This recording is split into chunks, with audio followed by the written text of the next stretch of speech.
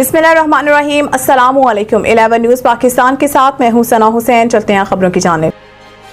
राना मारजा की रिपोर्ट के मुताबिक राना मुनीर अहमद खान भाई राव सईद अजमल खान ने आज का दिन मेरे नाम और मेरे इलाके के लोगों के नाम किया। सारा दिन मेरे डेरे पर बैठकर तमाम लोगों के मसले इधर बैठकर सुने और फौरी हल करवाए। एक्सीएन वापडा, एसडीओ वापडा, एजुकेशन, पुलिस, तमाम महकमों के लोग वहां मौजूद थे। फौरी लोगों के मसले हल करवाए और मुझसे वादा किया है कि महीने में एक दिन आपके डेरे को अपना डेरा समझकर इधर लोगों को बैठकर मसले हल करवाएंगे। बहुत शुक्रिया भाई राव सईद अजमल खान।